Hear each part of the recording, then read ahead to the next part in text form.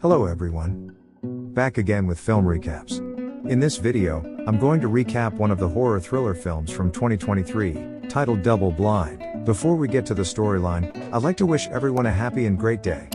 Without further ado, let's get straight to the storyline. The movie opens as we see a little mouse kept inside a jar. All of a sudden, a man takes it out of there, and the mouse is then decapitated. We are then taken to Blackwood Pharmaceuticals, where a pre-recorded message is being shown. It explains how the company thoroughly studies drugs before releasing them to the public. This is called Phase 1, and involves healthy volunteers. Following this, a young woman named Claire arrives at the facility as a volunteer. Claire is escorted to her room, which she has to share with two other girls. One of them, named Allison, introduces herself, and tries to make small talk. But she's so annoying that Claire ignores her and simply lays down.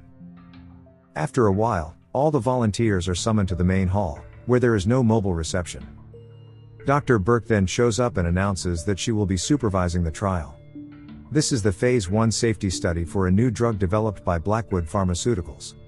The duration is 5 days, and all the volunteers will be given the drug, which they have to consume. As the days pass, the dosage will gradually increase. Dr. Burke also makes it clear that no one is allowed to leave the facility until and unless the trial ends. Following this, all the volunteers are handed some pills, which they consume without any hesitation. During lunch, Claire learns that some of the other participants have previously volunteered for similar trials. All of them are young, healthy, and in desperate need of money. Among them is Vanessa, who keeps to herself, and doesn't engage in any social interactions. The entire day, the volunteers have to go through numerous tests, which leaves them feeling very tired. Claire tries to rest, but she is continuously disturbed by her talkative roommate Allison. The side effects of the drug combined with extreme fatigue causes her to rush to the bathroom to puke. She then meets with another volunteer, Amir. Turns out he's a medical student who came here not for the money, but for the experience. He hopes that one day, he will be hired as an intern at Blackwood Pharmaceuticals.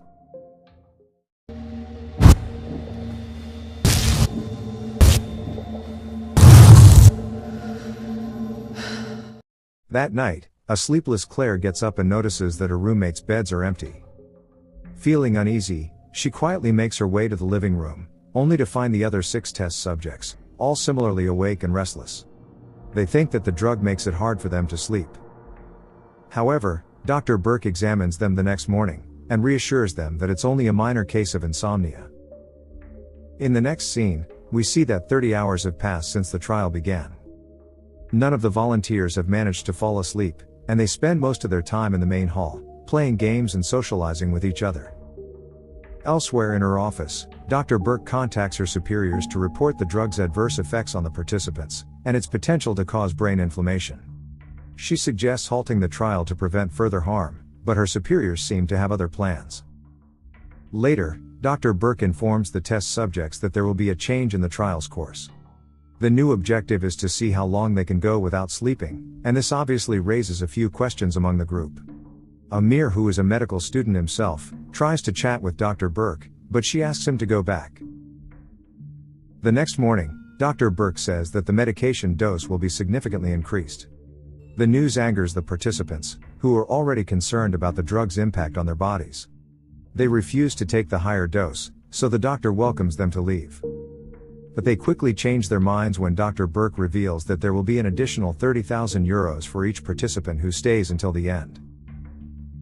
Later, the group plays some music, and begins dancing to celebrate their newfound wealth. But they don't even last 10 minutes as fatigue sets in, and everyone begins to yawn. Seeing their condition, a concerned Dr. Burke urges her superiors to stop the trial, but the greedy superiors order her to carry on. They even ask her to increase the dosage as they are adamant on seeing what happens. In the meantime, the volunteers discuss how they are going to spend the money once the trial ends. Allison cheerfully suggests that they remain friends, but Claire rudely dismisses the idea. She even asks Allison if she doesn't have a real friend, which offends the friendly Allison, and prompts her to leave. Meanwhile, Amir, the medical student, hears Dr. Burke talking to her superiors. After the doctor walks out, Amir goes through her computer, and he is shocked to find that all of their brains are being inflamed. He copies all the documents so he can expose this fraud company once they get out. Back in the main hall, Claire notices Allison sitting alone, which makes her feel bad. But as Claire tries to wake her up, Allison, wake up! Whoa! Allison suddenly has a violent seizure, which leaves her shaking uncontrollably, and the poor girl eventually succumbs to her brain injuries. Dr. Burke is horrified to notice this, but the group doesn't get the time to react as an alarm suddenly starts blaring throughout the facility. It alerts them of a security breach, and a 30-second countdown is initiated for the lockdown. Dr. Burke immediately rushes towards the exit, but as she tries to get through, she gets stuck in between.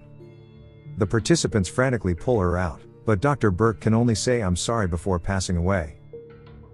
Following this, the clock resets, displaying a 24-hour countdown, meaning that none of them can leave the facility before the lockdown ends.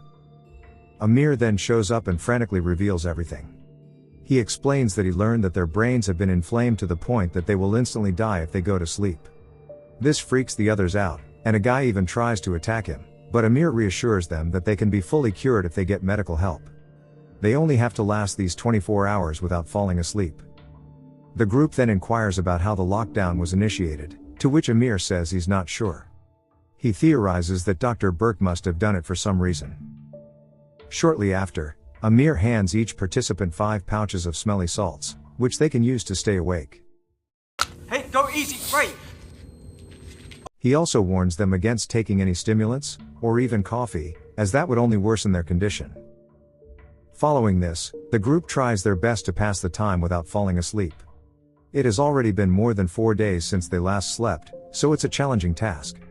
Some engage in exercise while others start making vlogs, hoping they can become famous when they get out. Meanwhile, Amir conducts a brain scan of Claire and is horrified to learn the results.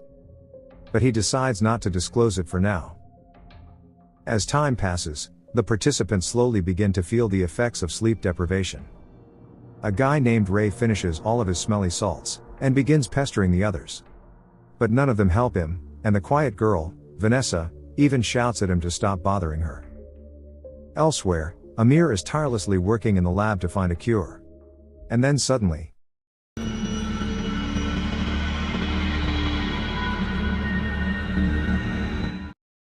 turns out he's just hallucinating. Sometime later, Claire finds herself staring blankly at a painted wall, lost in thought. But just as she's about to fall asleep, another participant named Marcus jolts her awake. Despite the grim circumstances, he appears to be doing really well, and reveals that he's doing a lot of exercise. Later on, in the bathroom, Marcus is whistling and hears someone whistle back although he's supposed to be alone. Then he turns on the tap, only to discover the water doesn't make noise when it falls. It isn't until he turns it off that he finally hears the delayed noise. When he knocks on the mirror, the same happens. The sound arrives a few seconds later. Scared, Marcus leaves the bathroom and hears the whistling in the corridors. He starts wandering around yet doesn't see a single person, and when he makes it to the front hall, he's shocked to see the door opening. Marcus goes through the door, and into a deep darkness, but a moment later, the others find him dead on the floor, because the hallucination made him fall asleep. The rest of the group is devastated by this, but they have no choice but to carry on. In the next scene, Claire suggests they work together to find a way out. Since 15 more hours are remaining, they can't just wait or they'll end up with the same grim fate. Heeding her advice, the group draws a map of the facility and selects a wall they will need to target.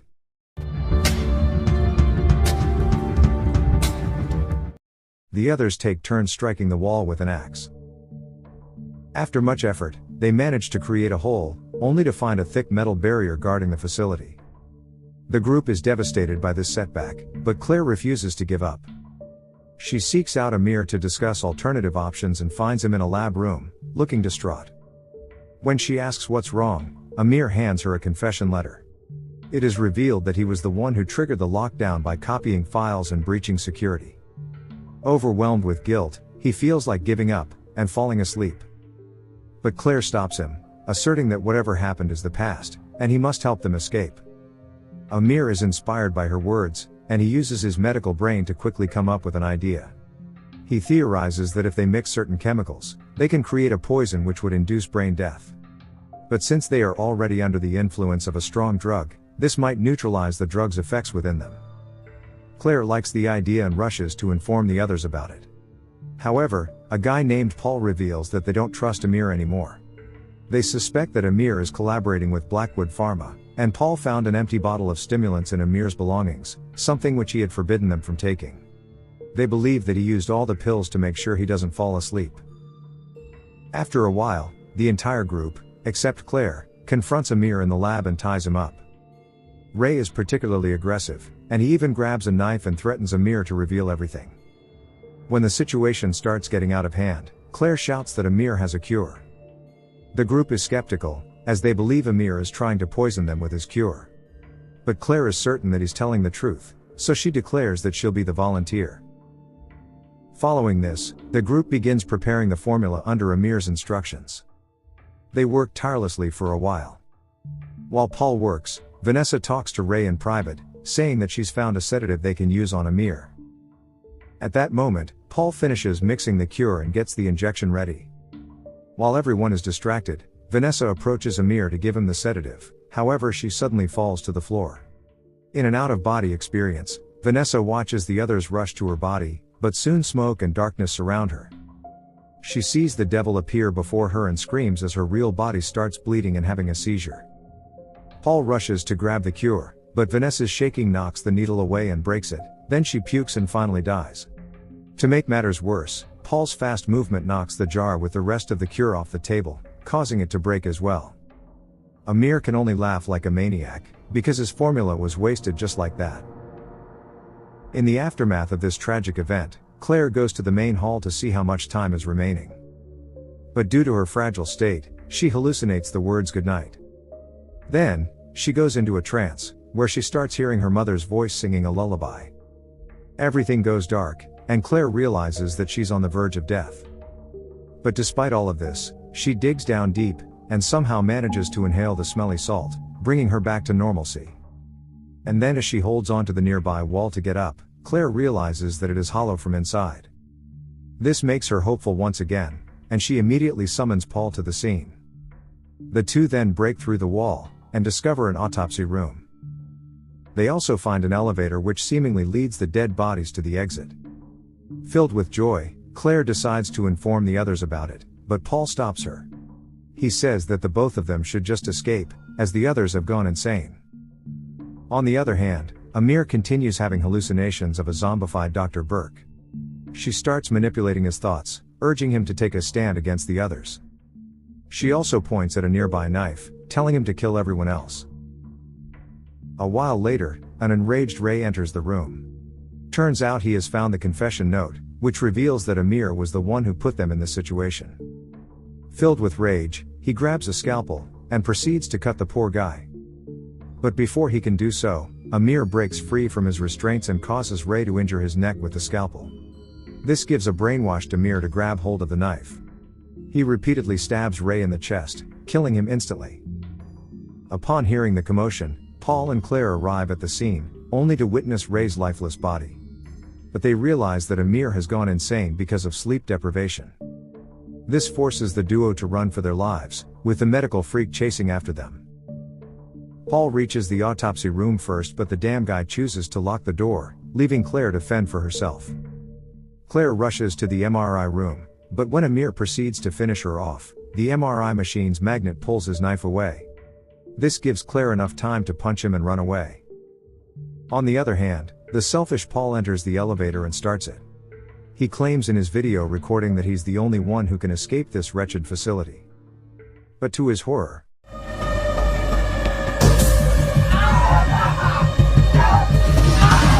turns out it's not an elevator, but an incinerator, and he ends up dying a painful death. Elsewhere, both the remaining survivors have exhausted all their energy. They lay on the ground, and are on the verge of falling asleep. But just then, the lockdown ends, and the exit door finally opens. Amir somehow gets up on his feet, and staggers towards the exit. But as soon as he gets out, he is greeted by some men, who immediately shoot him down. Claire hears the gunshots from the other room, which snaps her out of her hallucination. She immediately realizes that the officials are trying to tie up loose ends, so she decides to hide. Claire somehow manages to reach the corridor, where she finds all the participants in body bags. She then hears the men approaching, so she smears some blood on her face and gets inside a body bag. The plan luckily works, as the men assume she's dead and that there are no survivors left. All the bodies, including Claire, are loaded into a van and driven away. After a while, she gets out from the bag, but the driver notices her, and this scares him so much that he ends up crashing the van nearby. Claire summons all her strength to kick open the back door, and tries to walk, but soon collapses to the ground due to exhaustion. The scene then cuts to a few months later, where we see Claire is still in a coma at the hospital. A news report then reveals that Blackwood Pharmaceuticals has been cleared of all charges, and the incident was blamed on Dr. Burke. The movie ends as Claire suddenly snaps out of her coma. Okay guys, thanks for watching. See you again in the next video.